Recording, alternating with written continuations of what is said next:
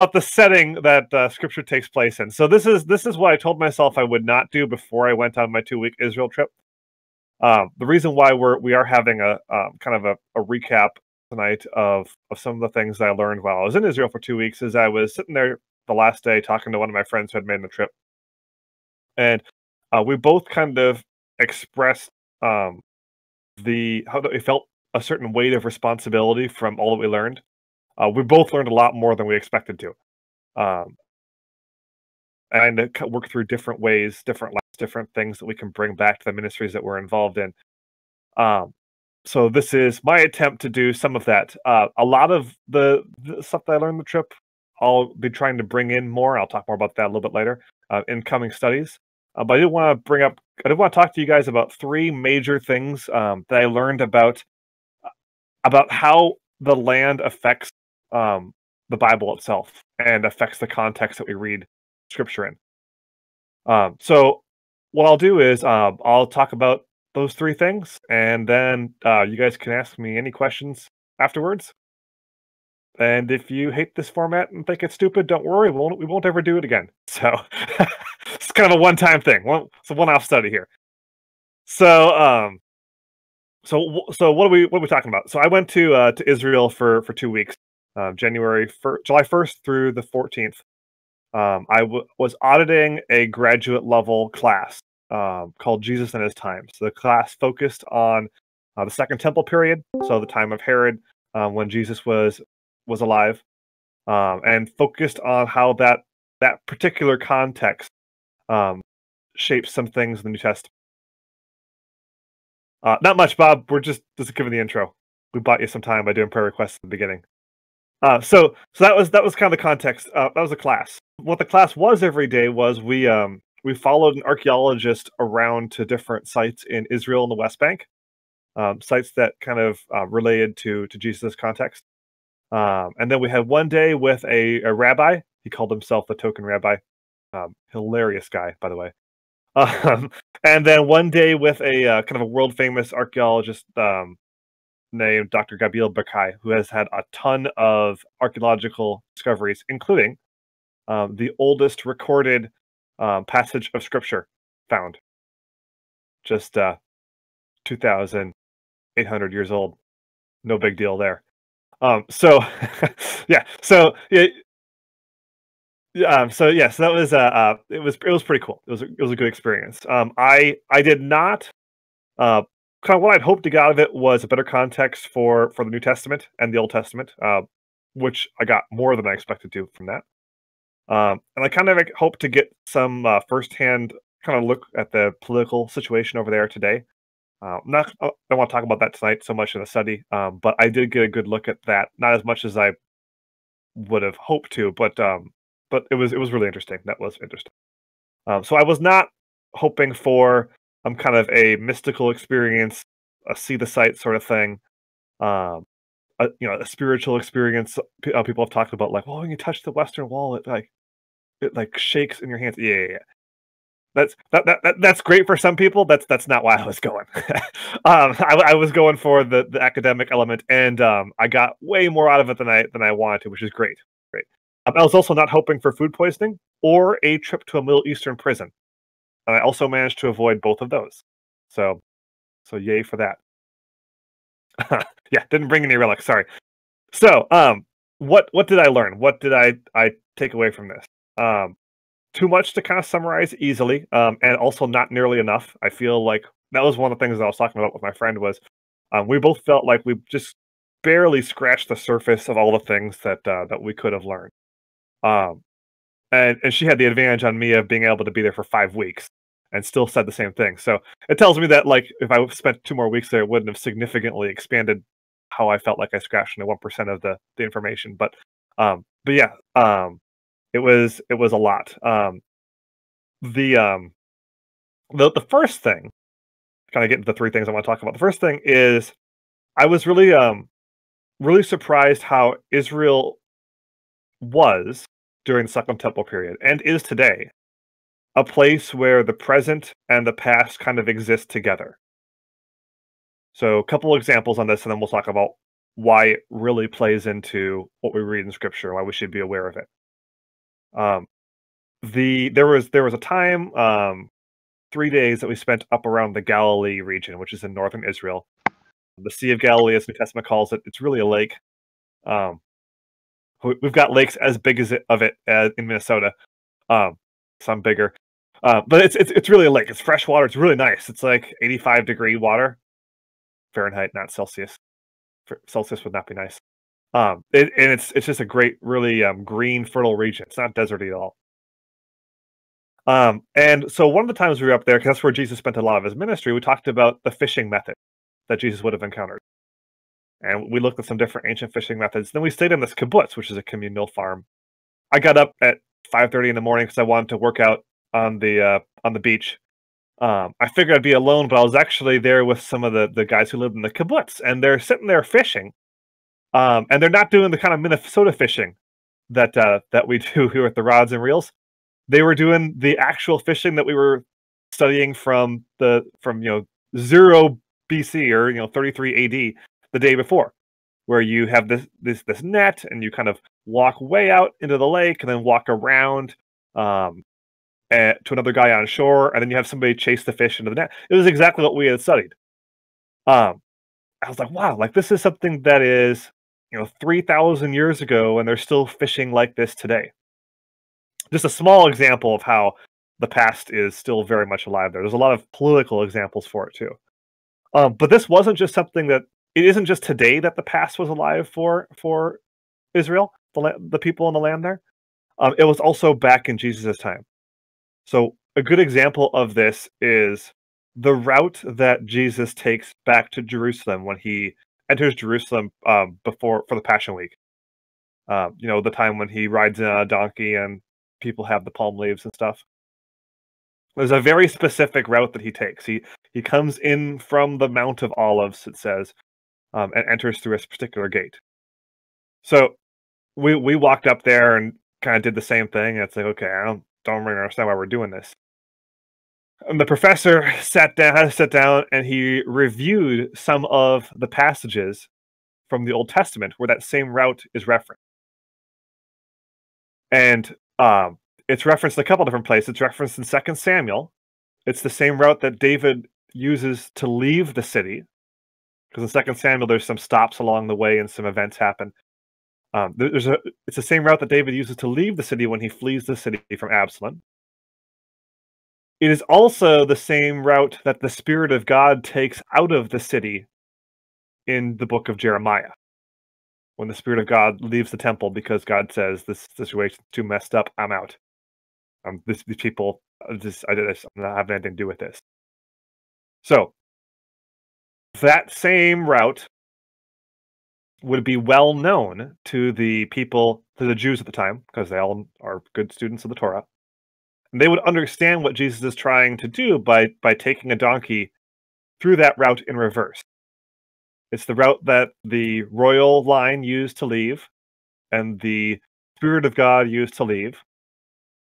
Therefore, it is Jesus saying that this is the same route that now the presence of God and the presence of the King is re-entering the city the same way that it left. And that's why the people cried Hosanna and waved the palm branches, because they understood what Christ was saying. He was very clearly referencing the messianic prophecy. So, things like that, how the geography shapes the reference and the context, I think, is important, and it's something that I have done a bad job of understanding in the past and researching in the past. It's something I'm going to be trying to do a better job of researching in the future. So, that kind of ties into my next point, which is point 2. A big takeaway I had from it was the land is part of the context, a big part of the context. I actually have a picture to demonstrate this.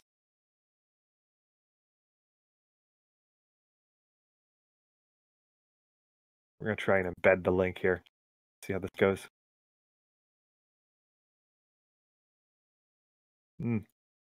Not well.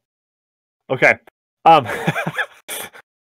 That didn't work as well as I had hoped. If you go to the link, you can open the file, but yeah.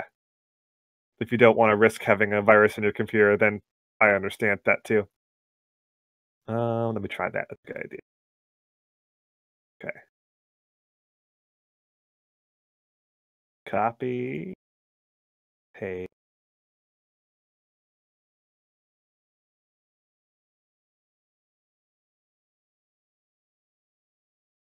It says your files are too powerful.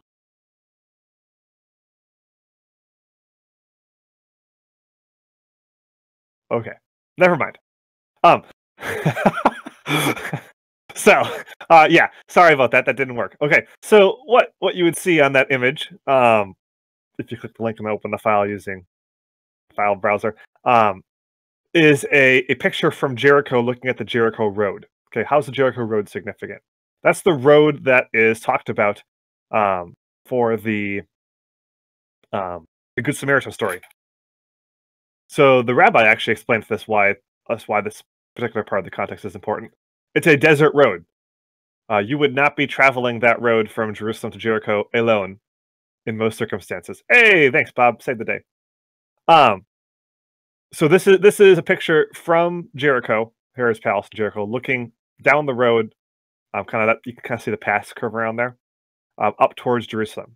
Jericho itself is kind of an oasis area. It's not too bad, but the road from Jerusalem to Jericho goes from like fertile farmland to middle of the desert. And I am not kidding you, 10 minutes of driving time. So it was pretty well known to be a dangerous road. Nobody would really go on it alone. If you were on it alone, you would get through it as fast as possible. So y'all know the story of the Good Samaritan. Well, okay, maybe you don't. What is the story of the Good Samaritan? What happens in it?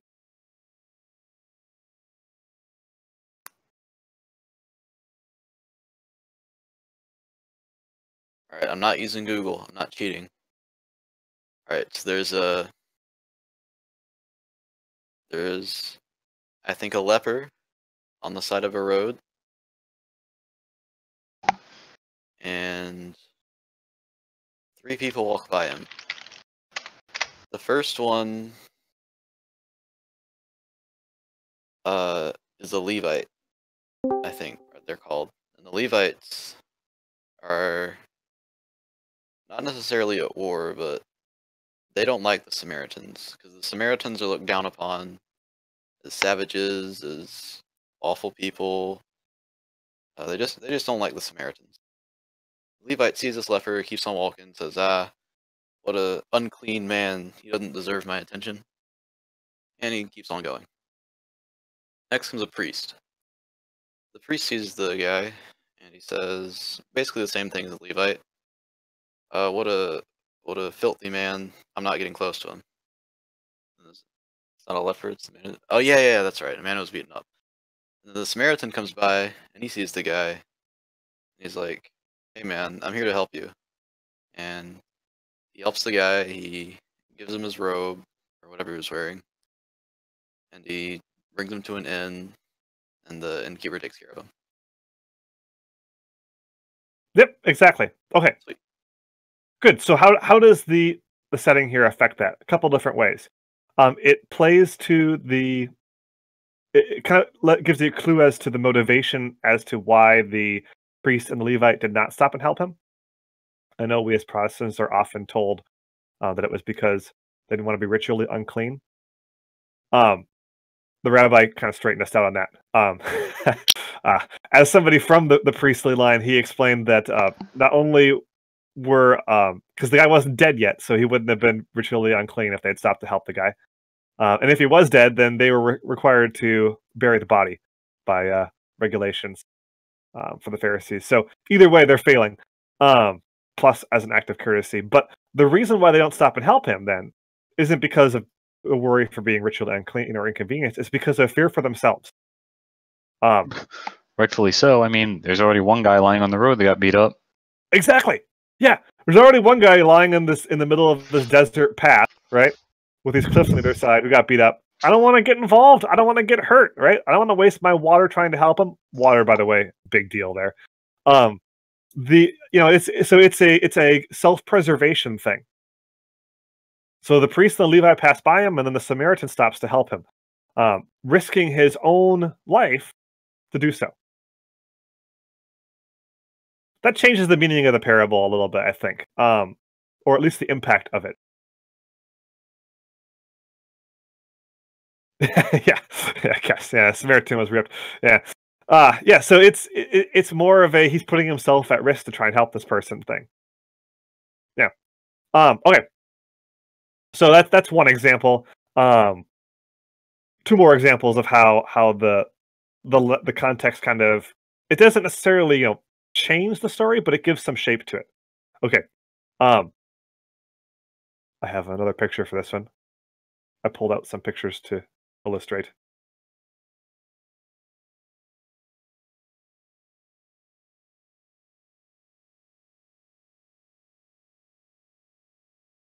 So this one is at a little place called Caesarea Philippi. Does anybody know what Bible incident happened at Caesarea Philippi? I did not. So if you do know, I'm impressed. I do. Okay. Kess first, then go. I'll let go. Go ahead. No, you first. It was a center of pagan worship. There's actually a shrine to Pan that you can still go and see, I believe. Including the stream that they would throw sacrifices into, sometimes human sacrifices.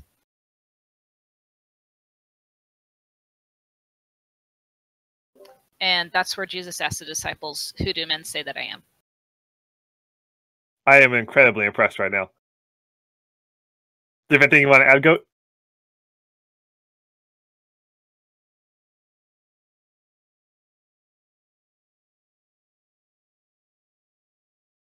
Goat? Right there? Yeah, it was the who do you say I am story. Yeah. Wow. You guys are up on the New Testament. Okay. Silver is asking where it is in the New Testament, and I had to look it up myself. So Matthew 16, Silver, is where that was at. Yeah. I did not know. We went there. It's up in the Golan Heights, so in north east Israel. As you're climbing kind of out of the Galilee, you can go up along this ridge, and then you kind of crest this ridge, and there's this really fertile mountainous area that used to be volcanic. So everything has this really great soil for growing things. And there were a couple of different pagan temples up there. The most important of which was at Caesarea Philippi, Temple to Pan, like Kessa said. So this is indeed where Jesus said to the disciples, "Who do you think I am?" And then he has the exchange with Peter about how you are Peter. Upon this rock I will build my church, and the gates of hell will not prevail against it. Okay, that's cool. How is that significant? Well, you guys already know because the chat's way ahead of me. But yeah, that's the place called the gates of hell, exactly. And Josephus, who's a historian from the time, talks about how there was a temple to Pan there. You can still kind of see it there. There's the temple. A lot of the temple is kind of collapsed, and the spring isn't coming out of the temple area anymore. It kind of comes around the side. Still a very beautiful area. Would have been really impressive to see the temple right over where the spring is. But yeah, the idea was that this temple to Pan, this is one of the headwaters of the Jordan River, and I'm sorry, no, it's not one of the headwaters. It's one of the headwaters of this area that then eventually goes into the Jordan River. And they tried in ancient times to kind of figure out the bottom of this spring, and they couldn't find it. They were dropping sounding things down. They could never get to the bottom of it. So they said it was bottomless, and the gates, kind of the gateway to the underworld, or the gates of hell. Yeah, like you guys said. Yeah. So it was therefore a temple to Pan, very very very pagan place, a place where a good Jew kind of wouldn't be caught dead.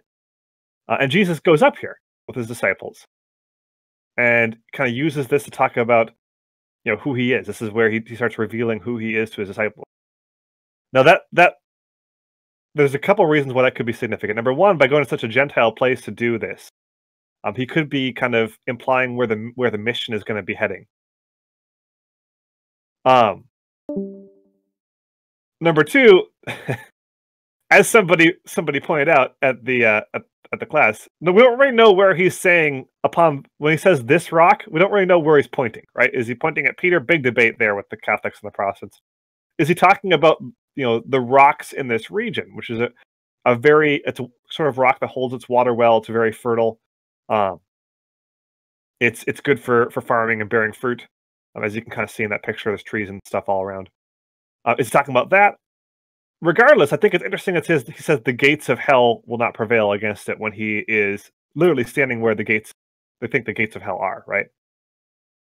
So it influences the setting there, as it influences the story, because as he's talking about how the gates of hell are not going to prevail against it, he's standing right there. So he's not just saying the gates of hell, but what he's saying is this paganism, right? These false gods are not going to prevail against my church, and we know they didn't. Yeah, it makes it a lot less abstract. Exactly. You don't kind of have a not wonder what he means by that. It's like, oh, we're literally looking at it. I get it. He's talking about this pagan religion. Yeah. Okay.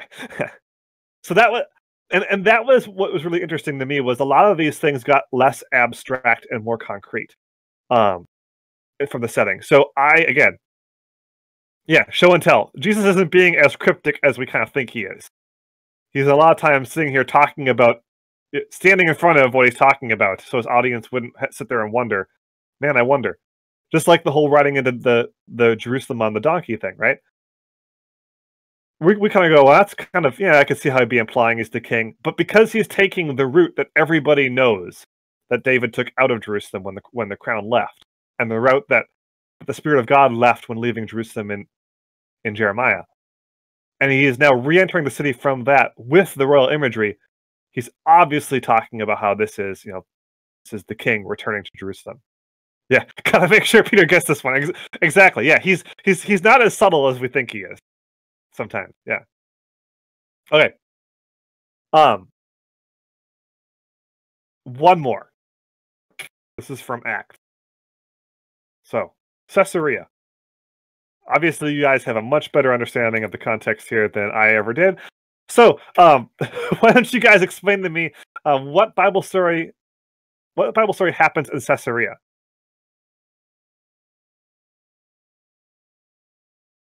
That's the wrong picture. Cool picture, but it's the wrong picture.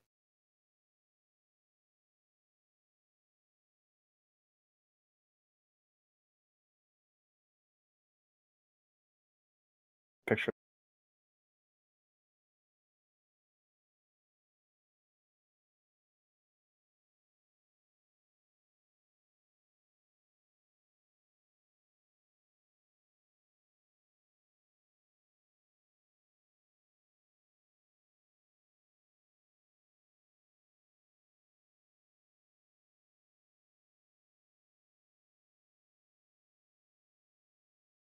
Stand by. I'm getting the picture.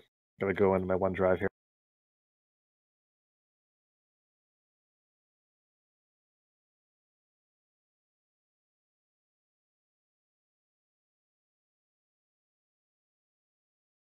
It would help if I could type my password correctly. One more try.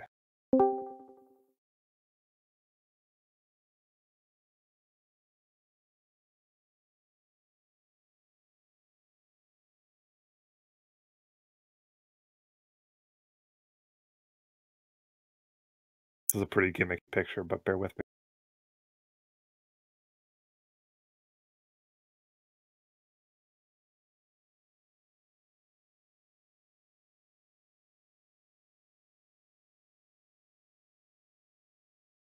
We're going to try do this in a way that I show it properly. Yes, Kess. Good job. Okay.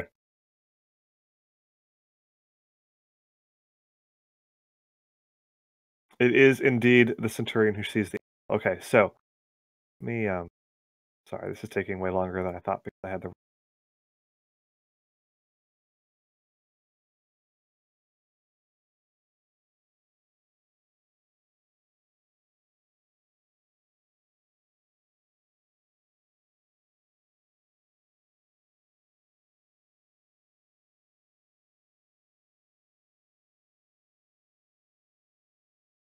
Okay, there we go.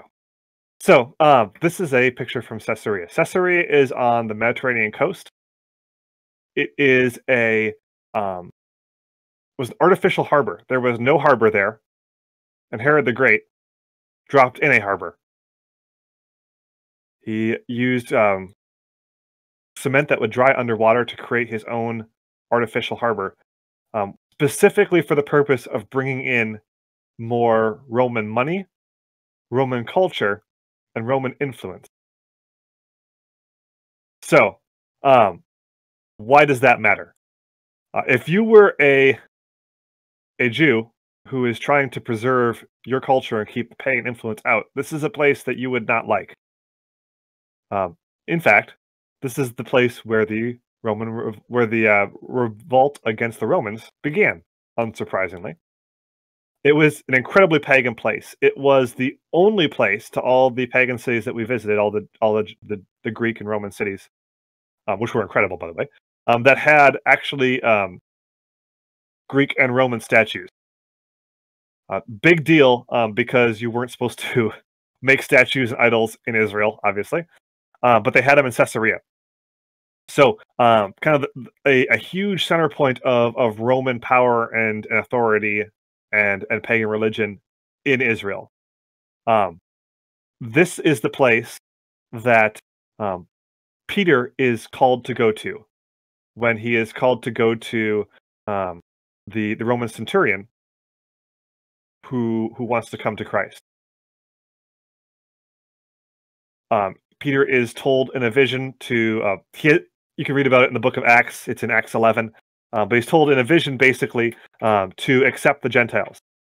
And then this man comes and is told in the vision, hey, like somebody's going to come from Caesarea, and you need to go to him and give the gospel to him. And then the messenger comes from the Roman centurion. So a Roman centurion, part of the Roman occupying force, in Caesarea, kind of the heart of paganism in Judea and Israel. Peter's supposed to go there to him, and then he goes there and finds that this guy, after hearing the story, has the Spirit of God. And they said to baptize him. Why is this significant? Because it shows the church in no uncertain terms what we just got done talking about in Galatians, that the Gentile Christians are on equal footing with the Jewish Christians, and there is no difference. The Spirit of God comes to all of them. They don't have to become Jewish in order to become Christian. Because if a Roman centurion in Caesarea can be saved, then literally anybody can come to faith in Christ, and without having to do some sort of works beforehand. So again, it's not like it changes the meaning of the story, but it makes it more clear, right? It's less abstract when we understand that where this is happening, the saying of this happened. And again, this is something that I've missed in the past. We'll try to bring into studies more moving forward. So that was point two. Point one was it's a place where the past was and is alive for the people there. Point two is the land is part of the context. Point three is Israel was and is a place where cultures collide. I was struck in my first couple of days there about kind of the just the amount of cultures that were there. The way I tried to characterize it was Silicon Valley meets Detroit in Disneyland with like 12 different languages. Okay. I know it's kind of a weird analogy, but that was how it is. You have places of extreme wealth next to places of extreme poverty. And then you have a lot of visitors from other countries coming through the area, speaking all sorts of different languages and using all sorts of different currencies. So you go, okay, Angarth, well, that's because of the current political situation and how many people want to come there for pilgrimage and stuff. Okay, you may say that. But if you look at if you look at a map, and see Israel on a map, you'll find that it is the kind of the one spot of like green along the Mediterranean coast. If you're going from Africa up to Asia or Europe, it's kind of this one land bridge that you can use that has places where your military isn't going to die of heat stroke and dehydration in the middle of the desert. So because of that, it becomes kind of an invasion route for armies going through the region throughout history. And not just armies, but also money. Because if you're gonna be trading spices and other sorts of goods, this is the route that you're going to go through to connect Europe to Asia, or Africa to Asia, or Africa to Europe. This is the route that you need to go. It's kind of a land bridge, if you will. And this has always made it kind of a place of collision of cultures. One of the doctors in the college that we were doing this trip through wrote a book called "The Israel, the Land Between," and I think that sums it up pretty well. It's a place where it's kind of between different worlds, and because of that, it's a place of cultural collision. Well, why does this matter? Why would this? How does this impact how we read the Bible? It's interesting, but what effect does it have on the situation that, say, Jesus is in?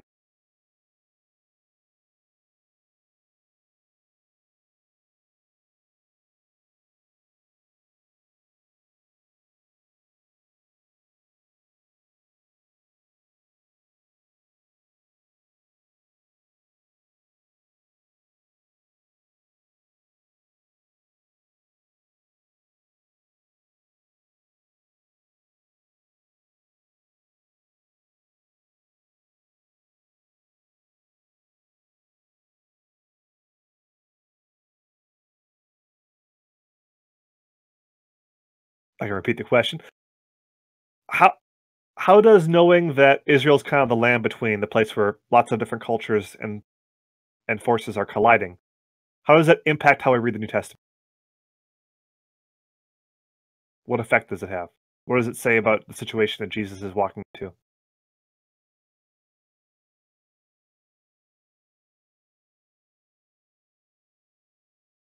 That it's very pluralistic.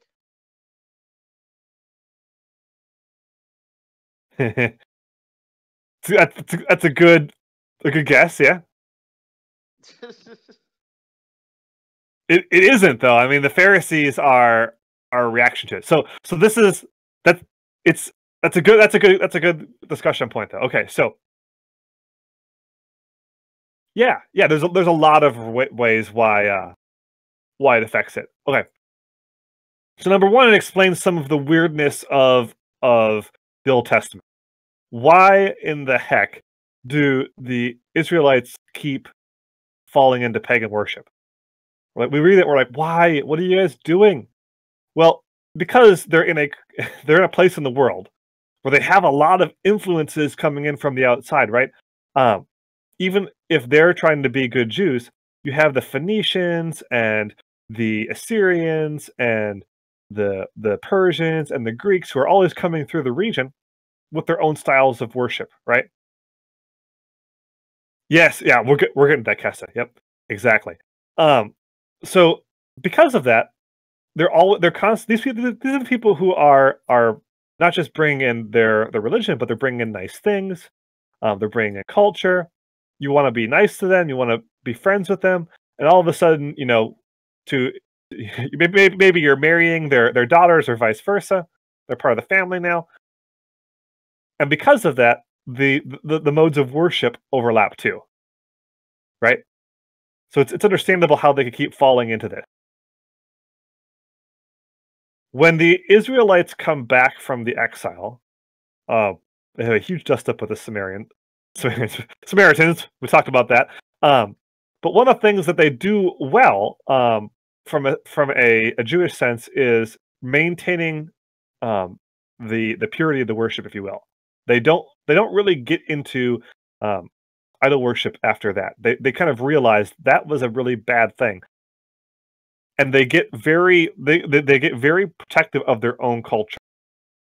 Jewishness is still a thing, right? And there's been a lot of people groups who have lost their culture throughout history after they get deported from their homeland.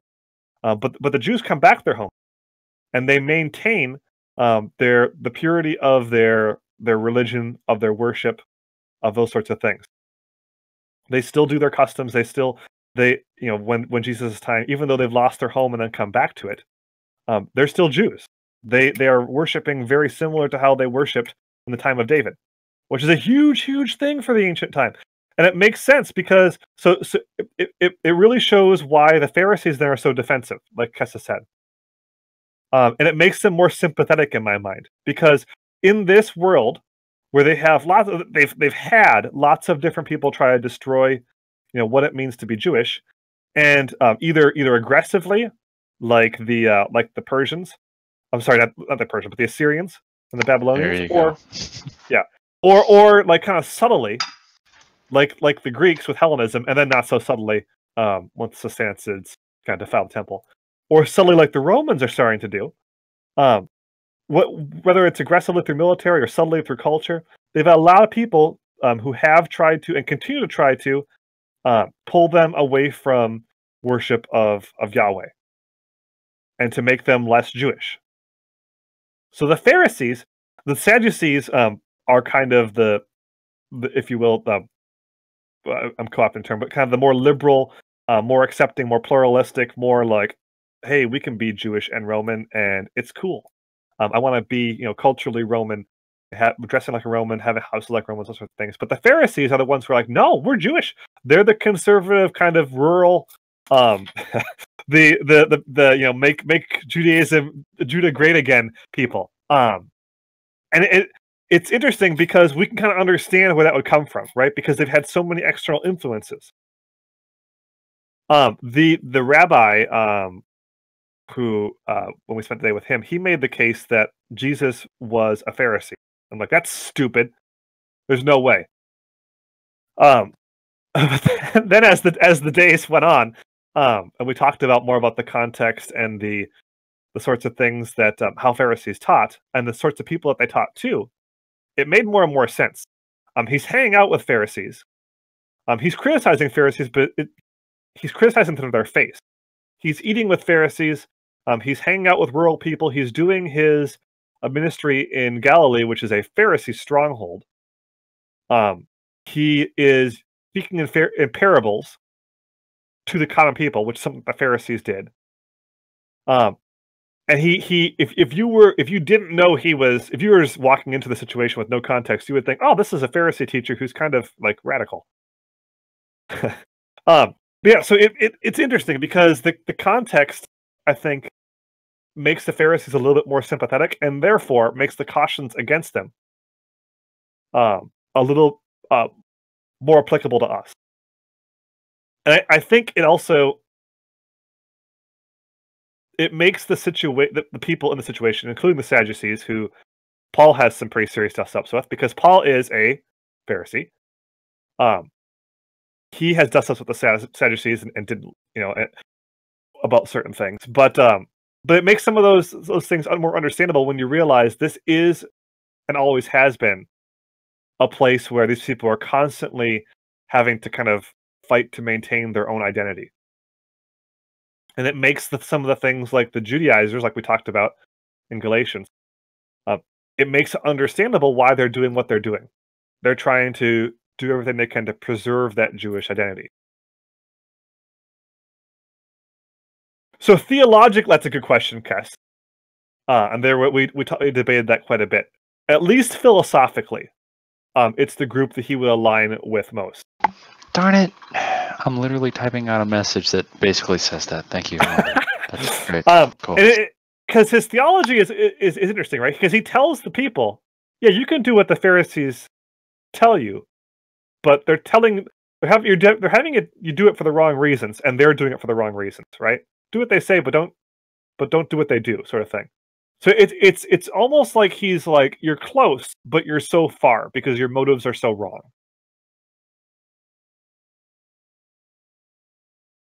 Yeah, go ahead, Scribe. No, you covered it pretty darn well. But it's less of it is certainly less of a Jesus versus the Pharisees thing that we set up in our kind of Protestant churches.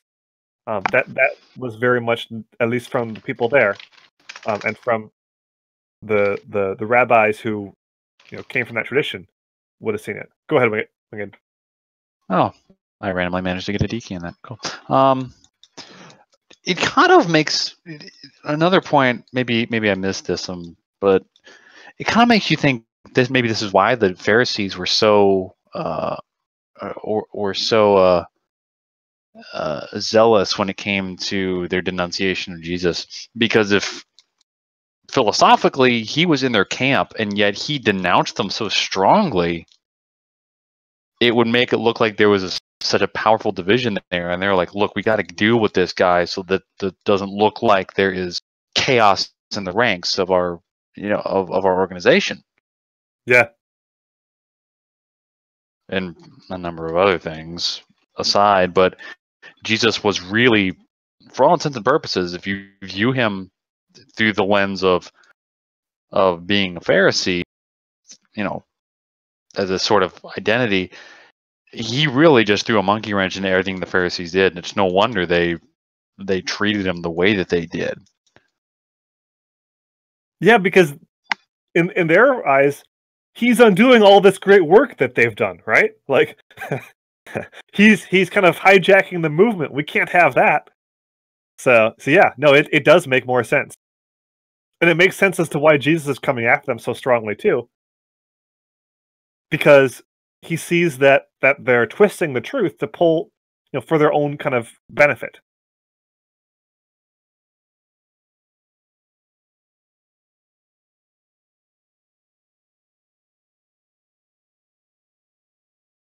All right. So those are, like I said, 2 weeks worth of 12 hours of academic discussion a day. How do you condense that down into 3 lessons? Those were 3 main points that I pulled away. So as we kind of move forward in Bible studies now, one thing I want us to do a better job at, and I need to do a better job of it, all of us, is ask ourselves, okay, what's the setting for this story? What else has happened here throughout the Old Testament? We've done this with Shechem before, right? We talked about the history of Shechem, and we did go to Shechem, by the way. Poor Shechem. We did go to Shechem. Beaten Shechem to death. Yeah. And we are really. I feel like you guys are great about looking at the context. Well, but one of the blind spots I've had is the geographical context and how that is also part of, the greater context. So that's something that I think as we move forward, we need to ask ourselves, in the sense of, okay, how does where this is happening matter? How is the geography shaping the story? How is the cultures in the area shaping the story? What else has happened here in the past? Those sorts of things. That's what I'm going to try and do when I read scripture myself now moving forward too.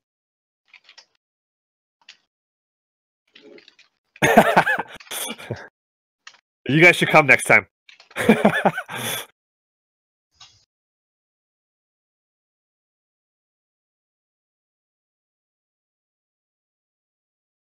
All right. That's all I had. Any comments, questions, things you guys want to add on this?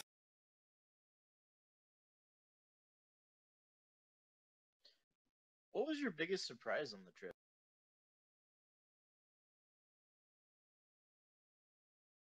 So it's going to sound really stupid. Was it the layovers? Yeah, that was a big surprise. I actually have a picture to illustrate this.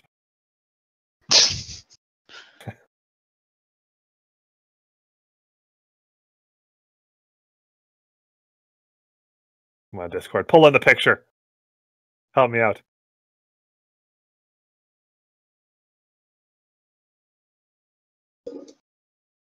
I will answer it in the historical sense. My biggest surprise was a kind of a modern geopolitical thing. But in a historical sense, this was my biggest surprise. So this is, you can kind of see it in the picture. The picture's a little bit washed out. This is the city of Capernaum. Capernaum, right? I'm sorry, Capernaum. Anything significant happened in Capernaum? A few things. What happened in Capernaum? Well, if nothing else, it was kind of the base of Jesus' ministry. Exactly. It was the base of Jesus' ministry. We went to a lot of places where Jesus did ministry. We went to Magdala. So Mary Magdalene. Magdala is a place. It's not a last name. Magdalene is where she came from. By the way, on that, just one side note, since we're doing side notes. It was pointed out there that everybody labels her as a prostitute. And the Bible there's zero biblical support for that. None whatsoever. It's just something that we've imported as a bias into that story. Regardless. This is Capernaum, or Capernaum, and it's nearby Bethsaida, and nearby Magdala. What do you notice about this picture? Anything jump out to you about the ruins here? The second one, you mean? About Capernaum, yeah. Well, that first picture, I'm seeing a real good view of that red roof in the background. Okay. About the ruins.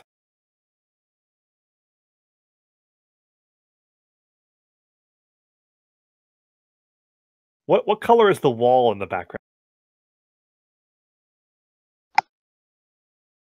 Black. Nice and blackish. Yeah. Was it burned? No. So the wall and all the building materials are this black rock. This name is escaping me. All the stone is dark. Yeah. It's all, and if you're there, it's kind of washed out here because of the just the way that the sun is. But it's all this black kind of volcanic rock. And when you go through it, it makes like kind of this hollow kind of clicking sound. And you feel the heat radiating off it. I'm like, okay, well, does it get burned? No, this is just the local building material. Yeah. Oh, okay. Just got. I think where you're going with that. Okay. So what's odd is, like, we look at our flannel graph pictures and we have our mind of like this yellow kind of Jerusalem limestone that we have this town built out of. And it isn't.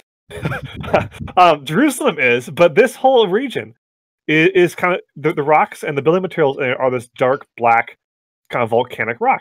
It was just very strange for me to go through, like, even like the color of the buildings and the streets and the town is wrong in my mind. Like I was just very surprised by like how many Western assumptions I imported into my view of the Bible stories. Can I make a logical jump with that? Yeah. The fact that it's volcanic rock and that it is so dark, and even when we brought it up, it gives the idea of looking like it's been burned, right? Yeah. Yep. Do you think Jesus could have made a play off of that when he said, "Woe unto you, Capernaum, for it will be more bearable for Sodom and Gomorrah, which did burn"? You think he maybe played into that a little bit? Maybe could have. Yeah. Okay. Yeah, that's interesting. Yeah, because this is one of the places that he says "woe unto," right? Like, yeah. Maybe it's a stretch there, but no. There was actually a millstone in this black nice. Yeah, this kind of black basalty thing. Rocks there. It was kind of interesting. It was huge, by the way, huge. You get that tossed around your neck and thrown in the sea, and you ain't coming back. It's good night, Irene, for you.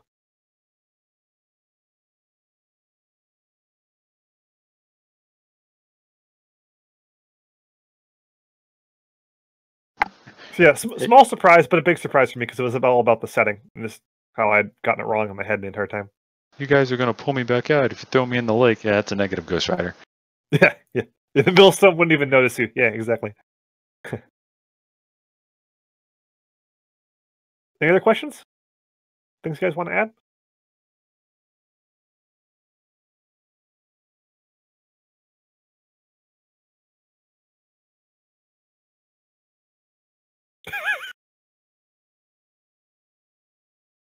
I did not, Bob.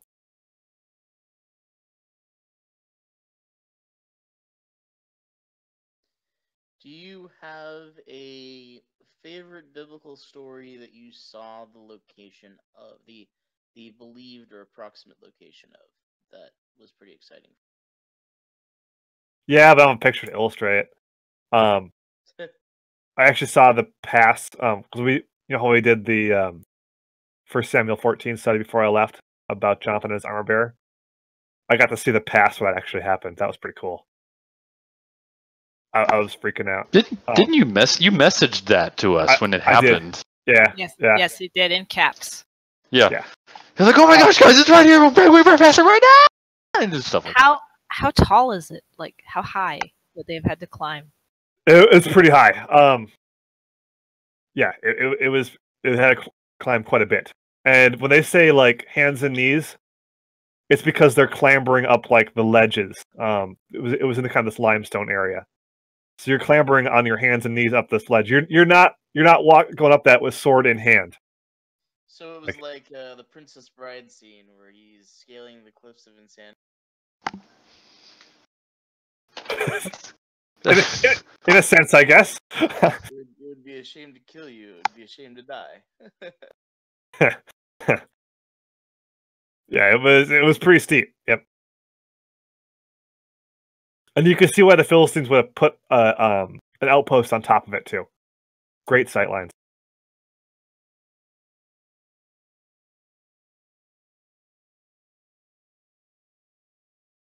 Also, funny thing. So there's this thing called the West Bank. I don't want to get too far into politics until the after study. But I did find this interesting. The West Bank is kind of the Jordan River and a little bit to the west. Israel took it over in the 67 war. And there's been a lot of dispute over the land.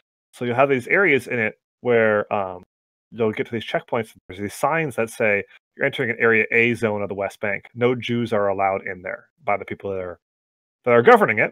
And it's against Israeli law for Israelis to go there as well. So you'll go to these areas, and it's like, wow, this is an unfriendly area to Israelis. And then in the middle of some of these areas, they'll have a national park because it's this place where this big biblical site happened. And the Israelis do a really good job of the national parks, and making sure that there's clean running water there, and that everything is really well preserved and well protected, and that even things that don't have to do with Judaism are really well preserved and documented. So they do it. There's a rationale for it, but ironically, every national park that I went to in the West Bank was at the top of a hill with massive sightlines overlooking problem areas. So, yeah. You ever detect ulterior motives? Yeah, the modern military value is still there, but it also tells you something about a lot of these sites, right? The ancients weren't stupid either. they were a lot smarter than we gave them credit for. And they had incredible technology and incredible methods of making sure that things worked. And one of those things was they were good at picking sites that were militarily defensible. So a lot of these things that we read about in the Old Testament and New Testament do happen at places that would still be militarily important.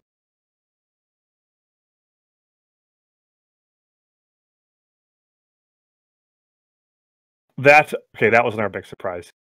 How good of an architect Herod the Great really was. I always thought Herod the Great kind of like third world dictator, kind of banana republic guy. Not that important of a guy. Somebody we tack the great monker onto. His building projects, absolutely incredible. And what's great about them is they were kind of rebuilt in other eras. and you can walk up to the site and you can see the quality of the Herodian stones that his guys did, and the quality of the stones that came 500, 1,000, 1,500 years later. And the mason work that these later groups are putting up are total trash compared to what Herod created.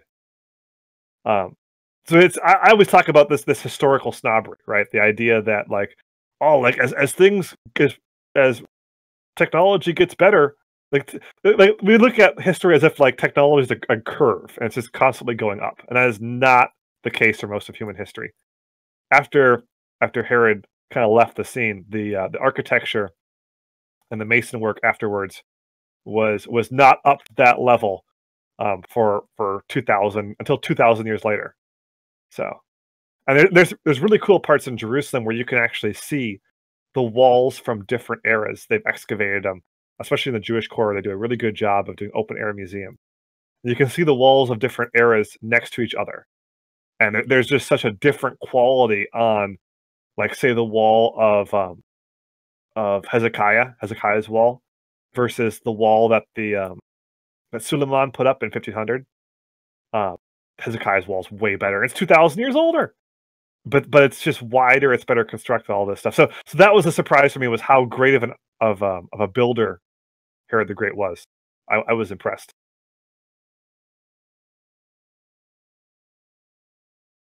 Okay, one story on Herod the Great, because I can't help myself. I told you about Caesarea, and his harbor there. Herod the Great, wherever he goes, he tries to kind of defy nature. So in Caesarea, he goes to the flattest part of the beach and puts a harbor in. Everybody says, right? By the way, his aqueduct, which supplied the water supply for that city,